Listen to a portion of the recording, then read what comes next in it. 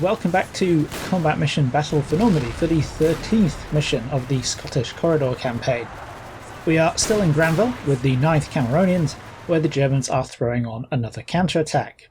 They've already smashed the 7th Seaforth Highlanders at Lavaltru, and were next on the list. So although we're defending Grainville for a second time, now the Germans are going to be attacking from the south, so the map is essentially the entirety of the village of Grainville, extending to include La Carouge in the west and the Grainville Chateau in the east, and we're now orienting 90 degrees to face what was the left in the previous defence. There are two ground objectives, both worth 250 victory points. Lady Muck, the familiar centre of Grainville around what's left of the church, and Lord Muck, the railway crossing and La Petite Moutarde. The briefing insists that these are the vital objectives. There's another 500 points on the table for destroying enemy forces, and the usual 100 for keeping friendly casualties below 20%. The enemy is expected in battalion strength, backed up by Panzer IVs, and with plenty of artillery in support. That sounds like a pretty chunky force, but I also have a lot of meat to throw into the grinder.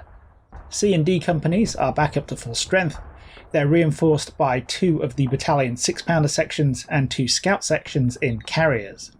B Squadron Royal Tank Regiment makes a reappearance, having been completely reconstituted and resupplied. Also bolted on for this mission is a machine gun section with 3 Vickers, deployable on tripods or carriers, and 3 17-pounder anti-tank guns. There is no off-map support to start with, but after 10 minutes 2 sections of the battalion mortars will come online, followed at the 25-minute mark by a 4-gun troop of 25-pounders, a 2-gun troop of 7.2-inch howitzers, that's 183mm for the metric people out there, and a Typhoon.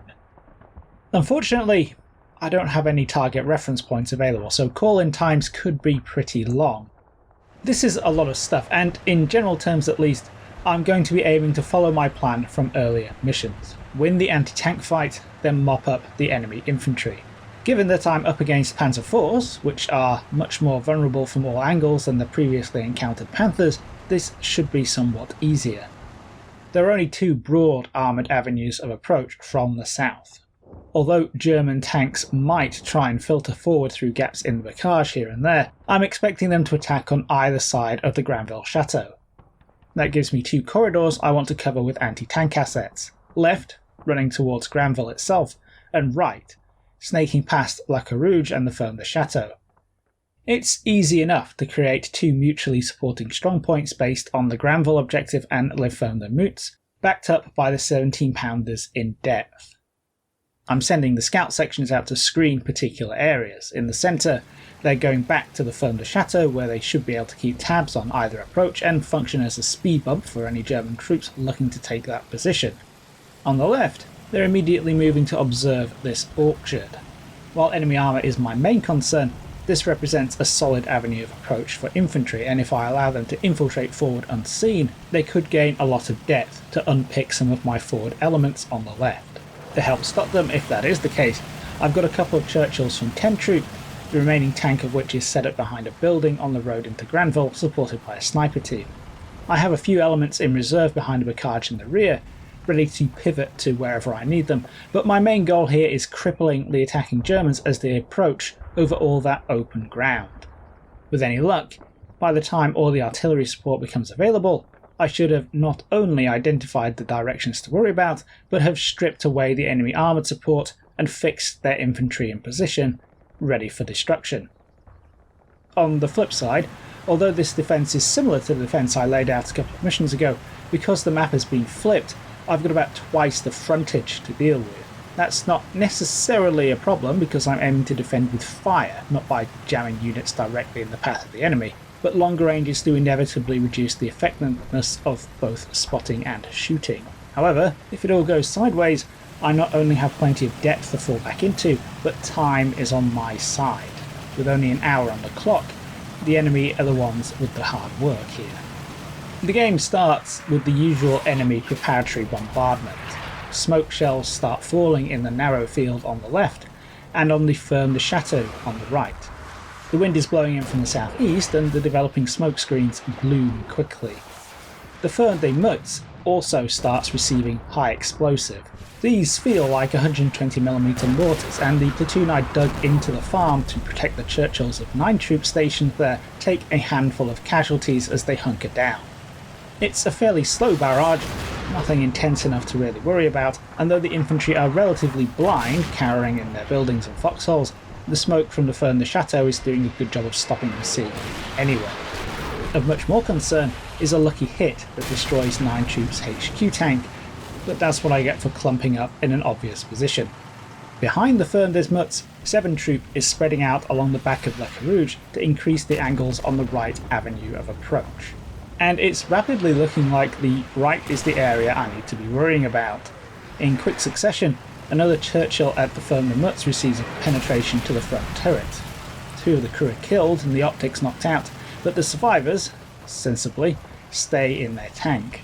A minute later, 7 troops HQ further right takes a penetration to the turret, prompting the crew to bail just before it's hit again and knocked out.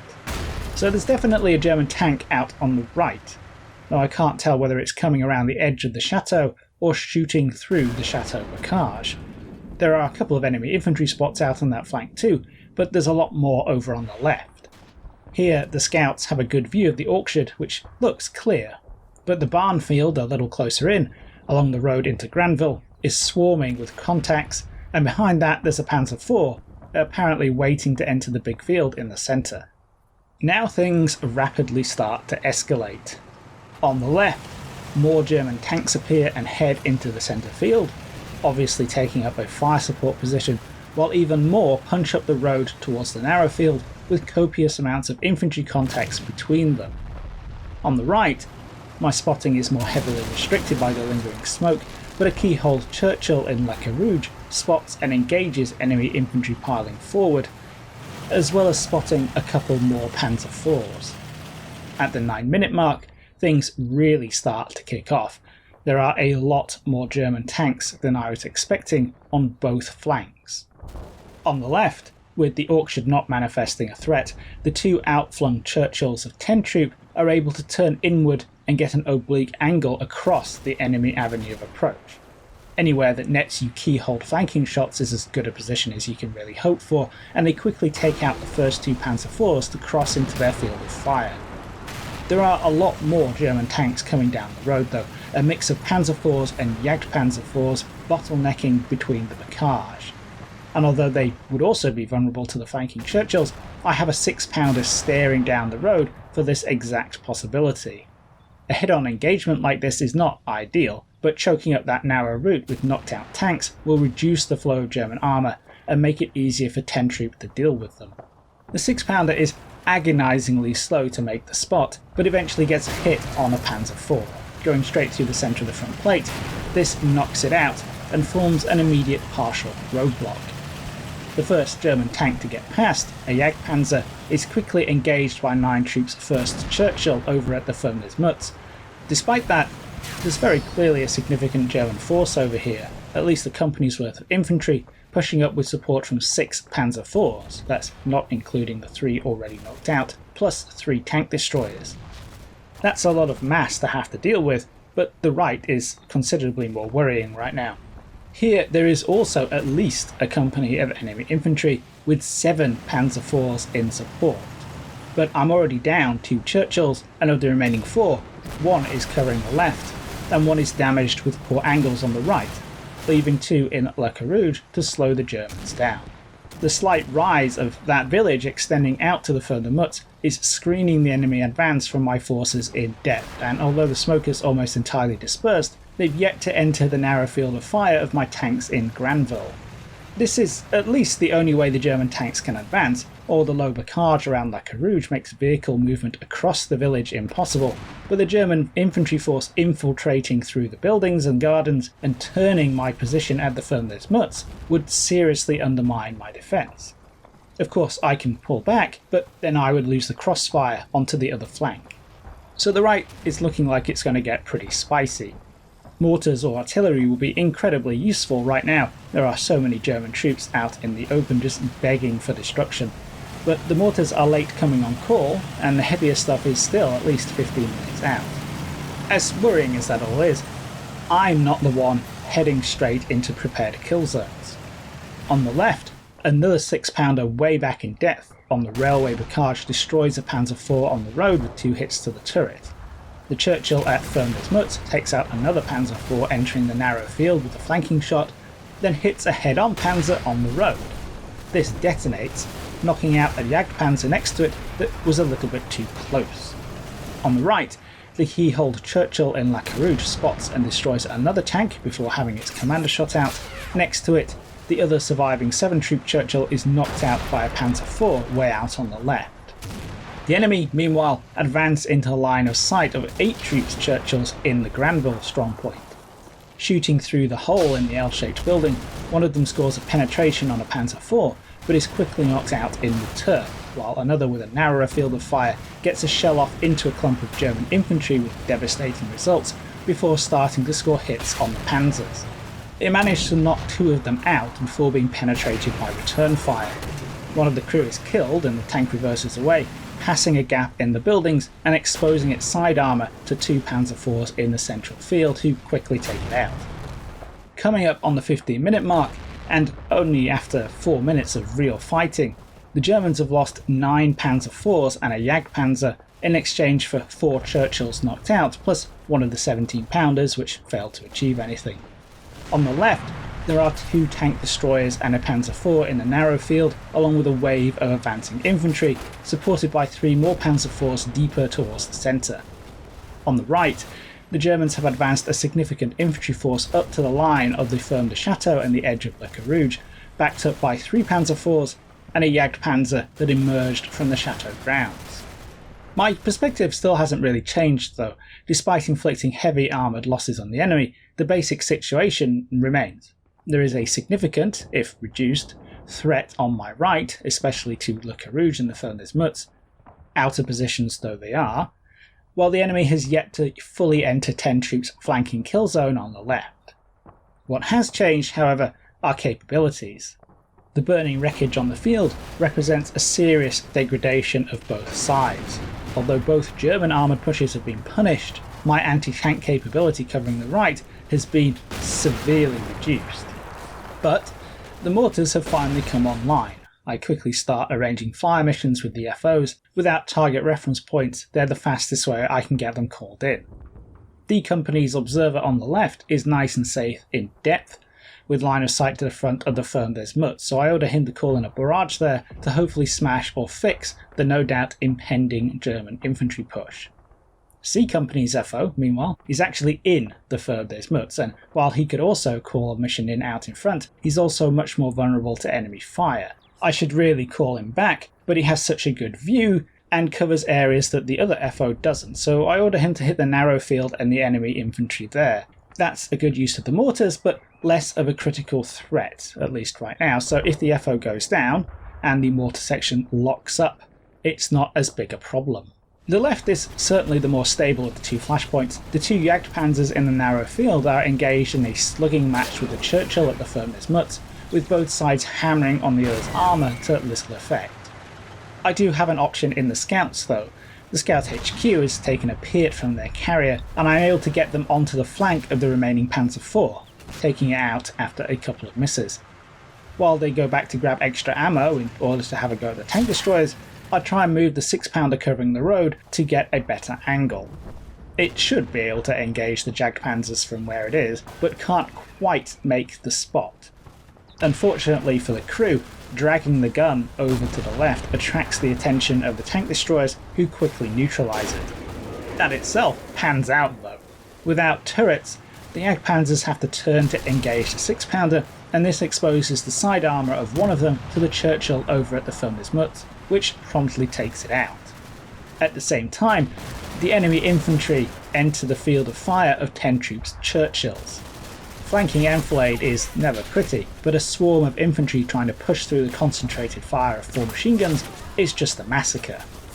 Some of them make it past, but they're greeted by 10 troops 3rd Churchill at the junction up ahead, I'd originally sighted this here for flanking fire into the centre, but with no German push on that front, it's free to turn around and join in, protected from German armour by the buildings.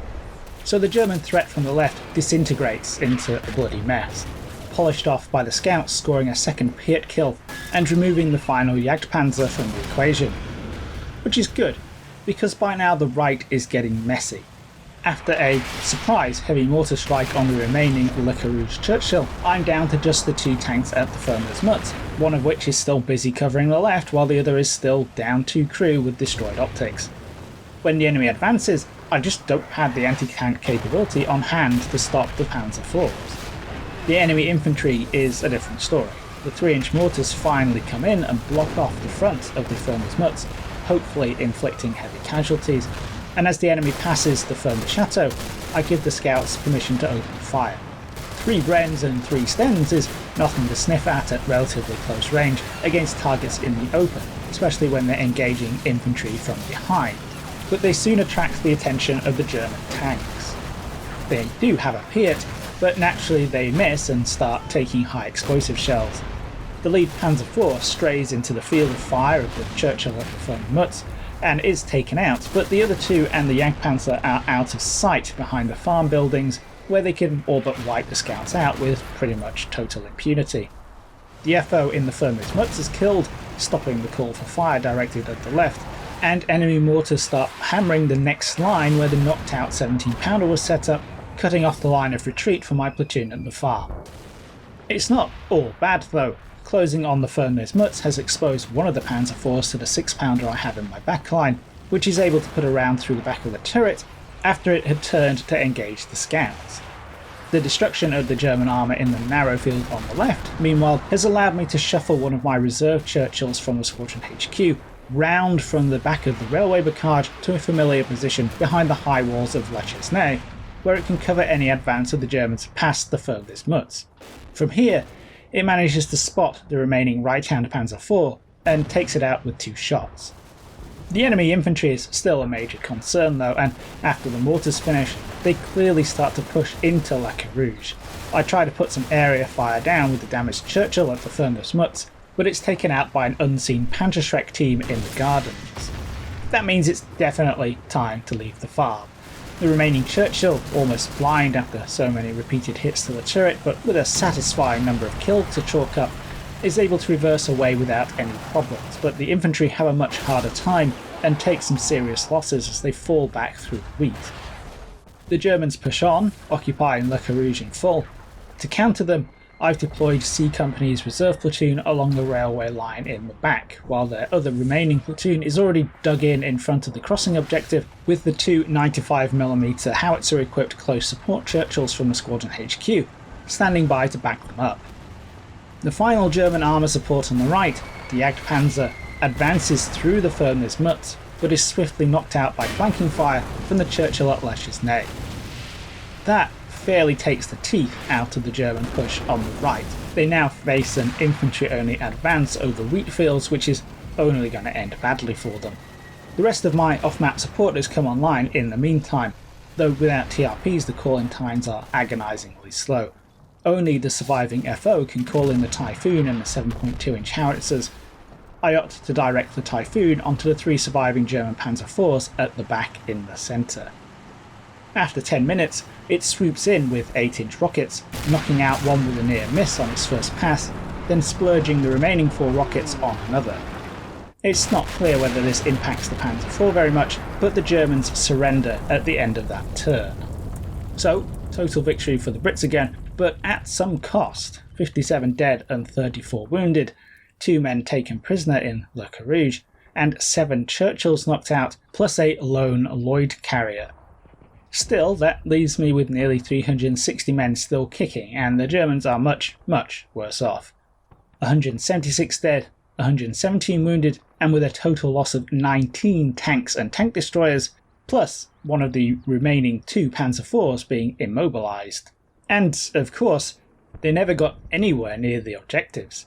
This was particularly evident on the left, where 10 Troop racked up a total of 86 kills between them, and stopped the German attack literally dead, thanks in no small part to the concentration of anti-tank assets covering that approach. The right was less clear-cut and certainly more even, thanks mostly to the difficulty in covering the front of the Front des Mots. This is where most of my casualties came from, and I almost certainly held on there too long. Le Carouge was always going to be a dead end for German infantry if they didn't have any armour support, because their only way forward from there was to cross the open fields beyond, while the German armour having to squeeze around the Front des Mots would be exposed to Grainville, La Chesnay and the railway blockage as it came over the slope. That's with the benefit of hindsight though. Going into this battle, I wasn't expecting to be dealing with 22 German tanks, and the Front des Mots position was critical in anticipating and absorbing the enemy on the right, as well as putting effective flanking fire into the German attack on the left. Of the 6 Churchill stationed there, 4 were knocked out without achieving anything, but the remaining 2 made important contributions. Regardless, the 9th Cameronians are still in possession of Grainville, though now surrounded by a grand total of 26 German tank wrecks and literal piles of dead German infantry. In the next mission, the Germans are going to try yet again, but at night. Hope you all enjoyed this one and found it interesting. We're nearly done with the campaign now. I'll catch you in the next video.